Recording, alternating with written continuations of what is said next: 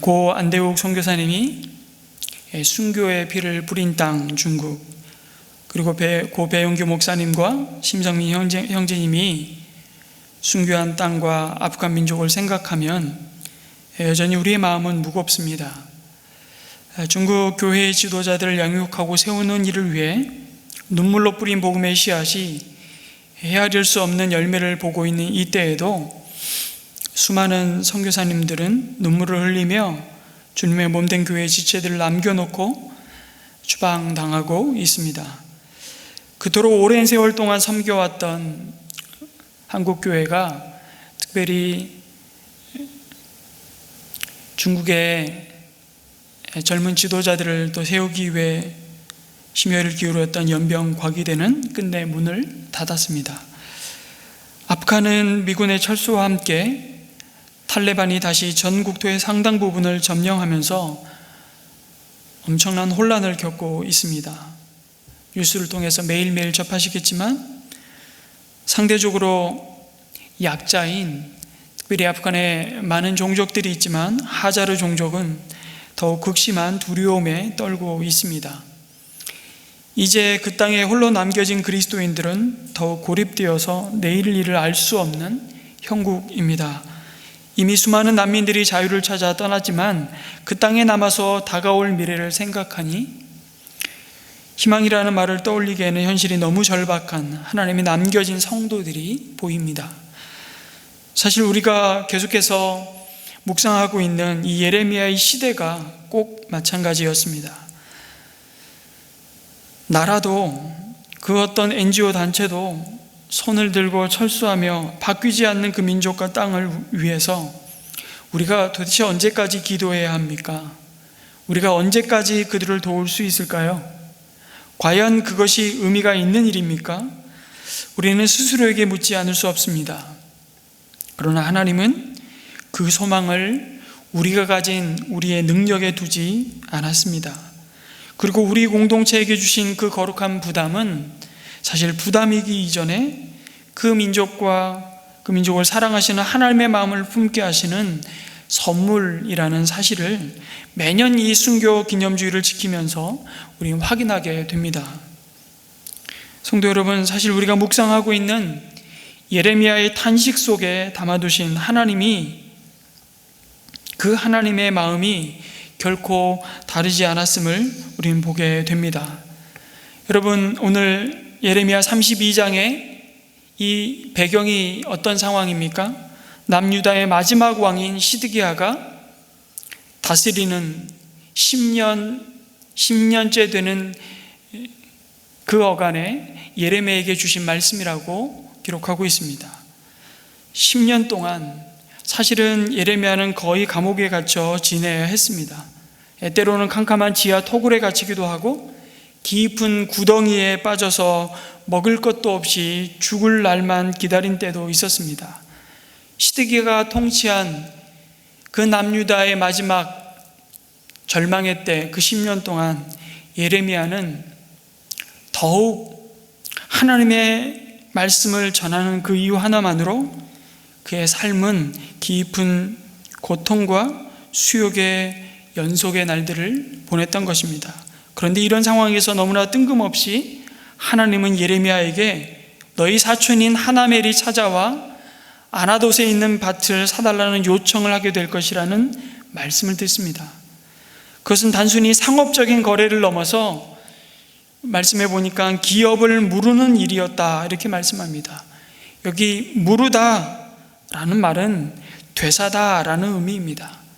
경제적인 형편이 어려워져서 친족이 자신이 하나님으로부터 받은 땅이나 자신의 몸을 팔아야 될 경우에 하나님이 주신 기업이 가족과 그 지파를 넘어서서 다른 사람에게 넘어가지 않도록 친척이 기업을 되사서 속량하는, 잘 아시는 대로 고엘 제도를 따라서 예레미야가 사촌이 소유한 아나돗의 밭을 사게 되리라는 말씀이었습니다.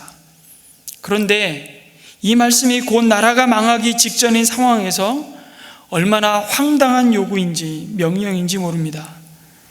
여러분, 부동산으로 한몫 잡는 사람들이 가득하면 사람들은 빚을 내어서라도 집을 사려고 합니다. 그러나 망해가는 나라에서 땅을 사는 사람은 없습니다. 그런데 하나님은 갇혀있는 예레미야에게 지금 땅을 사라고 명령하십니다. 여러분, 그러면 자연스럽게 나오는 반응이 무엇일까요? 아니, 왜 하필이면 지금입니까? 왜 하필이면 저입니까? 왜 하필이면 이런 상황에서 밭을 사라고 사람을 보내십니까? 그렇게 묻는 것이 상식입니다.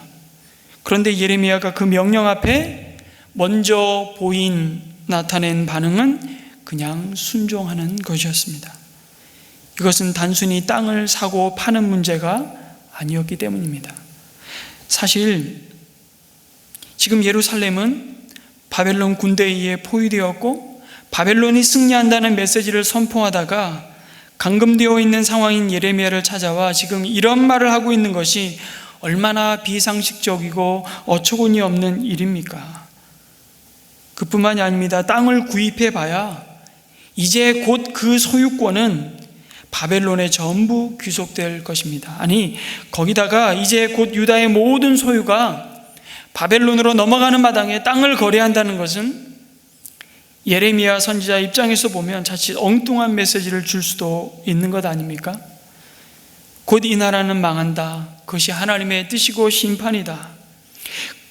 그렇게 말해놓고서 자기는 지금 땅을 거래하면서 자기의 재산을 지키고 불리고 있는 거짓말을 하고 있는 거 아니냐는 소리를 들을 수 있는 그런 행동이죠. 그런데 예레미야는 이 뜬금없는 사촌의 방문과 그의 제안이 정말 비상식적이고 누가 봐도 손해보는 일인데 예레미야는 이 일이 이스라엘 백성을 향하신 하나님의 메시지를 담고 있다는 것을 분별하였습니다. 32장 8절에 보면 이렇게 말씀하죠. 그때 나는 이것이 바로 주님의 명령임을 깨달았다고 말씀합니다. 이것이 나에게 득이 되느냐 손해가 되느냐를 가지고 판단하는 것이 아니라 그것이 하나님의 뜻이냐 아니면 자신의 이기적이고 탐욕에서 비롯된 것이냐를 민감하게 분별하고 있는 일의 모습을 보여주십니다. 경제적인 손익과 정말 인간적인 유분리를 따진다면 이 거래는 해서는 안 될 일이었습니다. 예레미야에게 득될 것이 하나도 없는 일이었기 때문이죠. 그런데 그때에 나는 이것이 바로 주님의 명령임을 깨달았다고 말합니다. 그렇다고 여러분, 이 명령이 100% 다 이해되었을까요? 하나님의 명령인 줄은 알겠는데 꼭 하나님은 이런 일을 이런 식으로 하셔야만 하는가? 그런 마음은 없었을까요? 왜 없었겠습니까? 우리는 예레미야를 너무 위대한 영웅으로 만들면 안 됩니다. 그도 이런 방식으로 하나님의 뜻을 드러내는 것이 때로는 너무 고달프고 괴로웠던 사람입니다. 그럼에도 불구하고 그는 순종합니다. 먼저 순종하고 그 속에 담긴 하나님의 뜻과 마음을 묻고 기도합니다. 우리는 보통 이 순서를 바꾸죠. 여러분, 우리가 어떤 일에서는 하나님의 일하심에 대해서 정말 동의할 수 없는 상황들이 벌어집니다. 그런데 그때마다 우리가 취해야 할 믿음의 태도가 무엇이냐면 먼저 순종하는 것입니다. 그리고 여전히 풀리지 않는 질문에 대해 하나님 앞에 우리는 겸손히 엎드리는 것입니다. 하나님, 우리에게 지금 벌어지고 있는 상황을 다 이해할 수 없지만 그럼에도 하나님은 이 백성을 여전히 사랑하시고 눈에 눈동자와 같이 보호하시며 지키시는 분이심을 우리는 신뢰합니다. 그러면서 순종의 길을 가는 것입니다. 분명한 것은 그 명령이 바로 주님의 명령이라는 사실을 깨달았고 왜 그렇게 하시는지 다 설명을 듣고 이해되었기에 순종한 것이 아니었습니다. 나에게 이해와 설명을 요구하기 전에 거부할 수 없는 하나님의 마음과 소원이 그를 흔들어 깨울 때 그는 하나님을 신뢰하는 믿음으로 순종하였습니다. 여러분, 순종은 내가 다 이해될 때 순종하는 것이 아닙니다. 내가 질문한 것에 답을 다 얻고 나서 순종하는 것이 아닙니다. 그래서 하나님의 뜻에 순종하는 것은 이해의 문제가 아니라 믿음, 곧 신뢰의 문제라고 자주 말씀드립니다. 명령하셨기에 순종합니다. 이해할 수 없지만 나보다 나를 더 잘 아시는 하나님을 신뢰하기에 순종합니다. 순종하고 나서 그 길을 갈 때 하나님은 비로소 우리의 기도에 깊은 하나님의 섭리와 뜻을 드러내시고 답을 주십니다. 그것이 예레미야가 아나돗에 있는 친족의 밭을 사면서 붙들었던 믿음이었습니다. 사랑하는 성도 여러분, 중국의 가정교회 성도들을 바른 말씀 위에 세우기 위한 하나님의 마음과 소원은 무엇보다 먼저 주님의 양떼들을 올바르게 말씀으로 먹이는 것이었고, 그렇게 성도들을 양육할 지도자를 세우는 것이었습니다. 그래서 누구보다 이 부르심 앞에 준비된 하나님의 사람을 보내셨습니다. 그분이 바로 고 안데옥 선교사님이셨죠. 그리고 복음의 황무지였던 그곳에 하나님은 놀라운 복음의 씨앗을 뿌리고 세상이 감당치 못할 믿음의 사람들을 세워 가셨습니다. 그것이 신학교 사역이었습니다. 그리고 너무나 놀라운 복음의 열매들을 맺게 하셨습니다. 그런데 모진 공산 치하의 핍박 속에서도 무너지지 않고 보존하셨던 교회를 이제 더욱 견고하게 세우셔서 이제 그 땅을 넘어 열방을 향해 그들이 복음의 증인들로 세워지는 일에, 헌신할 교회로 자라가는 일에 너무나도 소중하게 자신의 삶을 복음의 구루터기와 같이 드렸던 분을 왜 하필이면 이때에 불러가시는지 우리는 다 이해할 수 없었습니다. 어떤 설명으로도 동의할 수가 없었습니다. 하나님은 왜 이렇게 일하실까? 제가 20년 전에 고 안데옥 선교사님이 순교하시기 딱 1년 전 전북경의 신학교를 방문하고 함께 세워졌던 가정교회들을 방문하면서 그 좁은 아파트에서 선풍기 하나를 그 뜨거운 여름에 틀어놓고 2시간, 3시간씩 함께 하나님을 뜨겁게 예배드리며 그들의 모습 속에 나에게 주셨던 마음은, 이제 하나님은 이들을 통해 특별히 무슬림을 향한 놀라운 복음의 증인이 되게 하시겠구나라는 확신이었습니다. 정말 그들의 믿음을 정금과 같게 연단하시고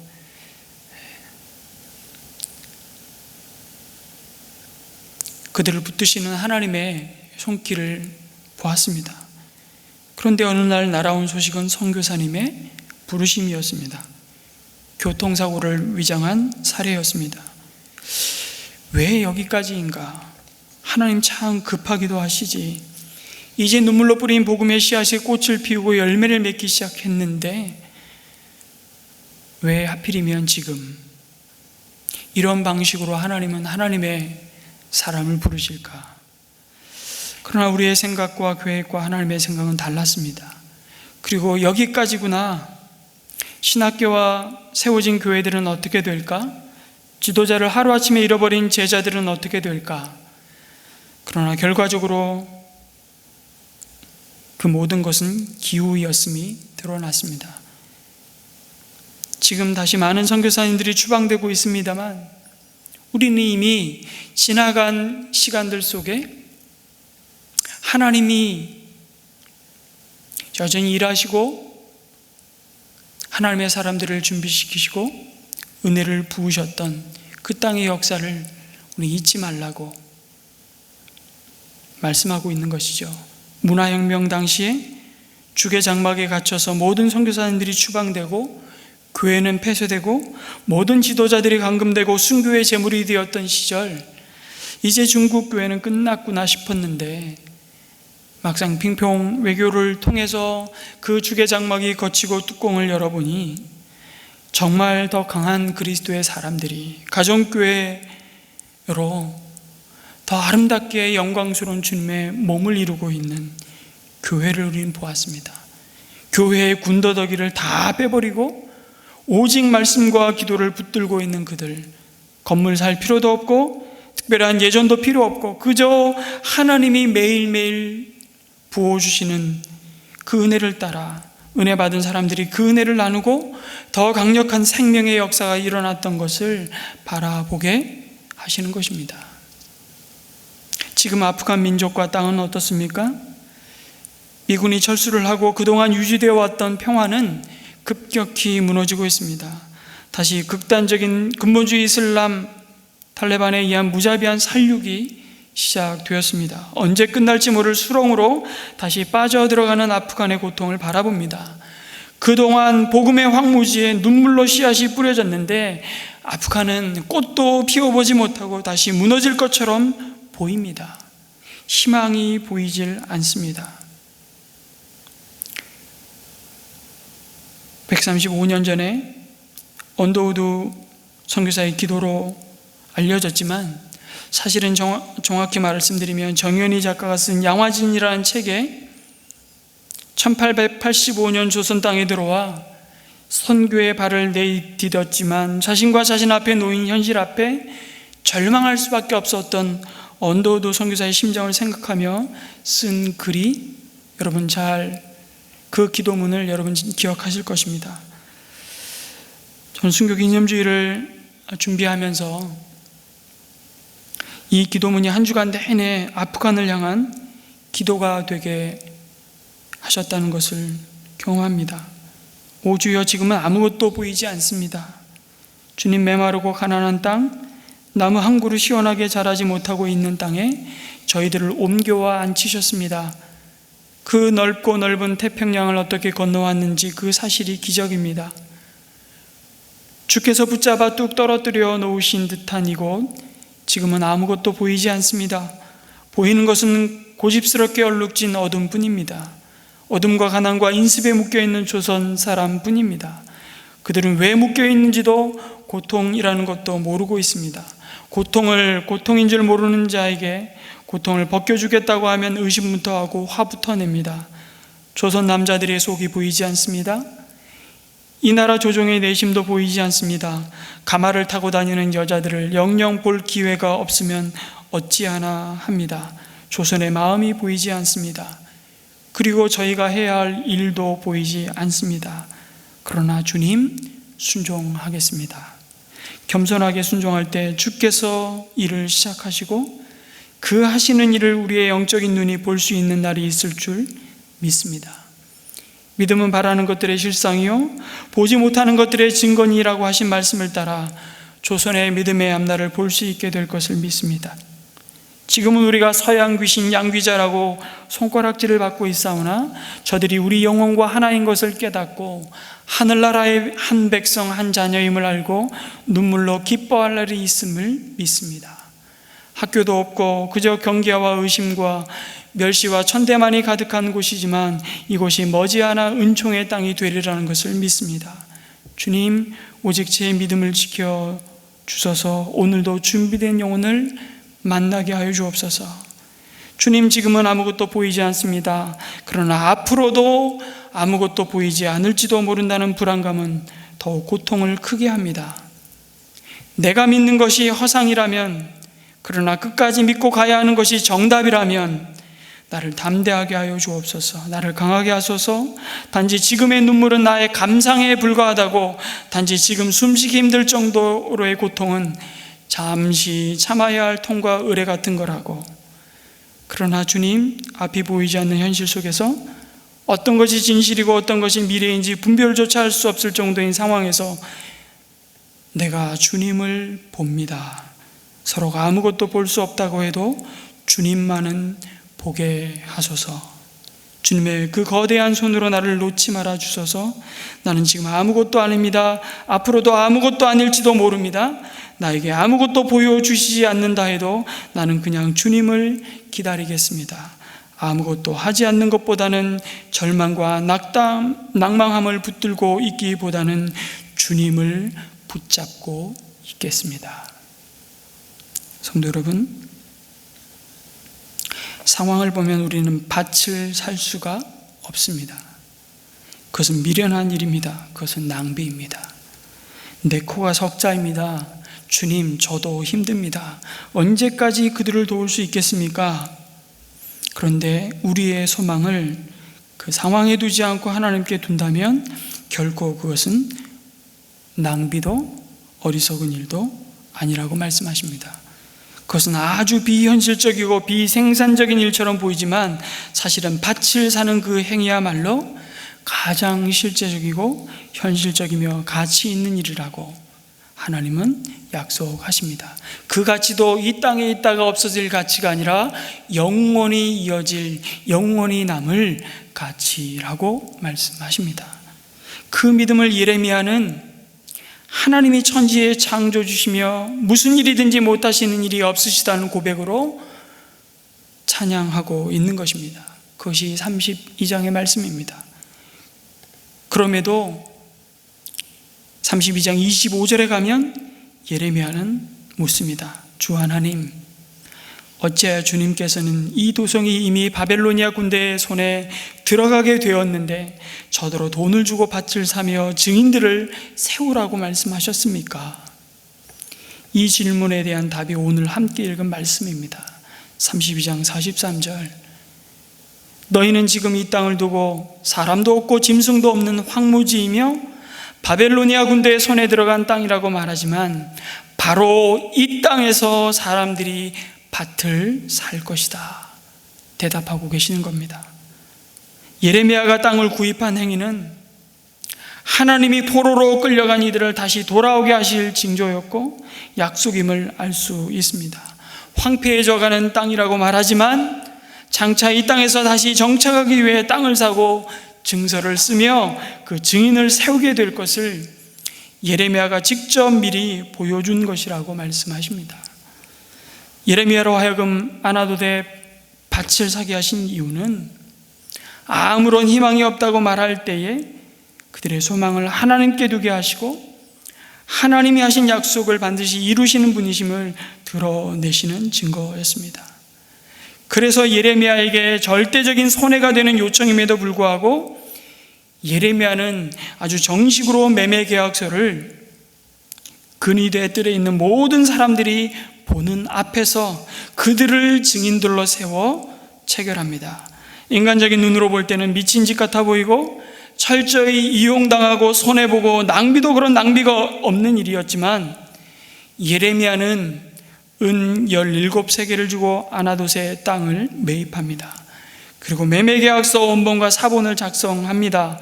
원본은 봉인을 하고 사본은 누구나 열람할 수 있도록 만든 다음에 옹기 그릇에 담아 오랫동안 보관하게 하십니다.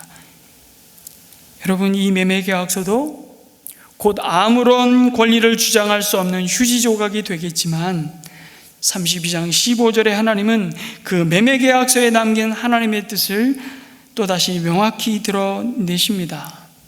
같이 한번 읽을까요? 시작.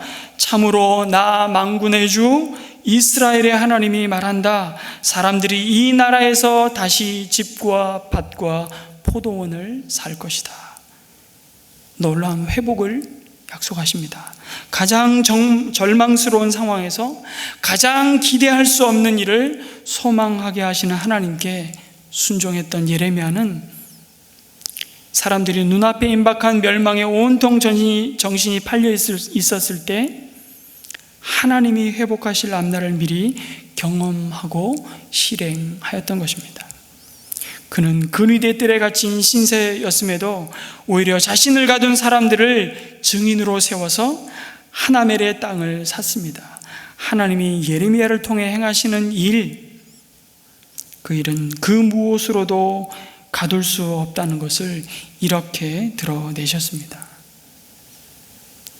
늘 말씀드리지만 우리의 돈도 매이고 사람도 매이고 우리의 스펙도 매이고 우리의 환경도 매이고 묶이지만 하나님의 이 생명의 복음은 묶일 수 없고 매일 수 없다는 사실을 우리는 예레미야가 이 절망할 때에 아무 소용없을 것처럼 보이는 이 아나돗의 밭을 삼으로 우리 가운데 동일하게 증거하고 있습니다. 아나돗의 밭을 산 것은 철저하게 소망에 근거한 믿음의 순종이었습니다. 여러분, 그 소망은 그냥 막연히 내가 바라고 원하고 기도하는 것대로 이루어질 것이다, 모든 것이 다 잘 될 것이라는 장밋빛 기대가 아닙니다. 소망이 그런 것이라면 여러분, 예레미야는 아나돗의 밭을 사면 안 됩니다. 그것은 겉으로 드러난 눈에 보이는 현실만 생각한다면 그나마 있는 소망까지도 무너뜨리는 자기 무덤을 파는 행위와 다르지 않기 때문입니다. 여러분, 그럼 소망이 무엇입니까? 그 소망은 바로 하나님이십니다. 하나님께 소망을 두는 것입니다. 하나님이 이미 시작하신 일을 장차 완성하실 것이라는 확신에 따라 행동하는 것이 소망입니다. 그 소망, 그 하나님을 신뢰하며 기대하는 것입니다. 소망은 우리의 기쁨이나 우리의 평안에 근거한다기보다는 참되신 하나님에 대한 믿음의 근거에서 오늘 우리에게 주신 그 삶을, 오늘 우리를 두신 그 자리를 바라보는 삶의 태도 방식이 바로 소망입니다. 눈물로 씨앗을 뿌리는 자에게 기쁨의 단을 거두게 하시는 하나님을 바라보면서 지금도 아프간과 중국에서, 그리고 인도와 그리스와 터키와 유럽에서 믿음으로 예레미야가 아나돗의 밭을 사라는 명령에 순종하였듯이 믿음으로 밭을 사는 선교사님들이 계십니다. 여러분, 이 분들만 밭을 사고 계십니까? 아닙니다. 이 일에 우리를 함께 증인으로 부르시고 우리로 하여금 그 민족이 복음으로 치유되고 그 땅이 회복될 것을 소망하며 낙심하지 말며 영혼에 추수할 때를 바라보며 그 밭을 사라고 말씀하십니다.